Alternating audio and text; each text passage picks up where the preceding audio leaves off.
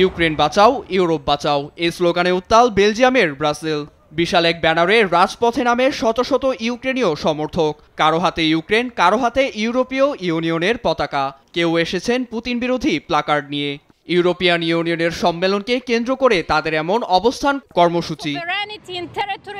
রাশিয়ার হিমায়িত সম্পদ জব্দ করে ইউক্রেনকে সহায়তার দাবি ওঠে তাদের কণ্ঠে, যেন যুক্তরাষ্ট্রের সহায়তা ছাড়াই রুশ বাহিনীর বিরুদ্ধে লড়তে পারে কিয়েভ। বৃহস্পতিবারের সম্মেলন ইউরোপের জন্য সন্ধিক্ষণ হিসেবে দেখছেন ফরাসি প্রেসিডেন্ট ইমানুয়েল ম্যাক্রো। চলমান সংকট নিয়ে আসছে সপ্তাহে ইইউর সামরিক প্রধানদের সঙ্গেও আলোচনায় বসছেন।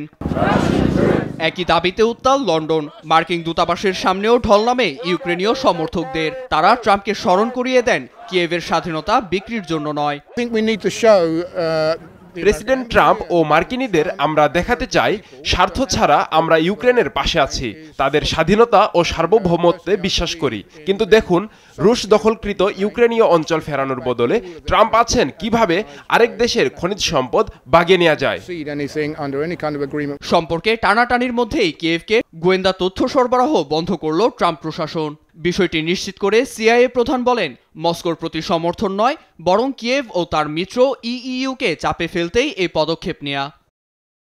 আমার মনে হয় এমন পদক্ষেপের জন্য যুদ্ধবন্ধে জেলেনস্কির ইতিবাচক সাড়া পাবো। আবারও কাঁধে কাঁধ রেখে কাজ করব, যুদ্ধ থেকে সরে এসে শান্তি চুক্তির দিকে এগোব। সিআইএ ঘোষণার পর যুক্তরাষ্ট্রের সঙ্গে সম্পর্ক ফের পুনর্গঠনে ইতিবাচক ইঙ্গিত দিয়েছেন প্রেসিডেন্ট জেলেনস্কি। কূটনৈতিক সম্পর্ক কিভাবে দ্রুত বদলেছে তা সবাই দেখেছে। আমরা আবার একটি আলোচনায় বসতে চলেছি। আসছে সপ্তাহে আমরা ভালো ফল পাবো বলে আশা করছি।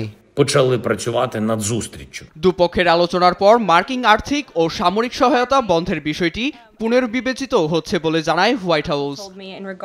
নীরব দাস, নিউজ ডেস্ক, দেশ টিভি।